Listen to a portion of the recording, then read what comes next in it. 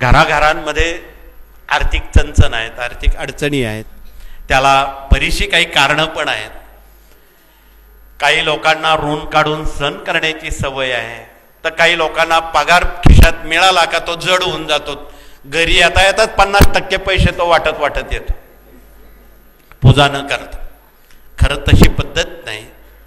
पद्धत अशी आहे, 20 पैशाच्या तिकिटावर बूट घालून ज्यावेळी तो सही करतो त्यावेळी ती लक्ष्मी घरी आली पाहिजे. रात्रभर ती सुव्यवस्थित श्रीयंत्राजवळ, कुबेर यंत्राजवळ ठेवावी, तिजोरीत ठेवावी. निदान कमीत कमी हळद कुंकू अक्षता तरी त्यावर व्हाव्यात. आणि मग रीतसर त्याचा दुसऱ्या दिवशी वापर केला तर चणचण अडचण हा विषय थांबतो.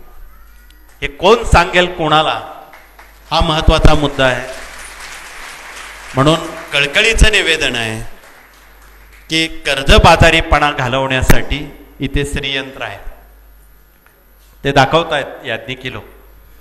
या कुबेर यंत्रावर आणि श्रीयंत्रावर जर आपण रोजीला पूजा केली आणि त्यावर कमळगड्ड्याची माळ ठेवून विष्णू गायत्री, लक्ष्मी गायत्री, कुबेर मंत्र, व्यंकटेश स्तोत्र, श्री सूक्त याच्या पठणानं 21 दिवसात त्यांना अनुभूती येते. खरं ह्याच विषयावर जर आपण व्यवस्थित बोललात तर फार प्रश्न उत्तर करण्याची जरूरच काय, म्हणजे लोकांना तिष्ठत ठेवण्याची गरज काय.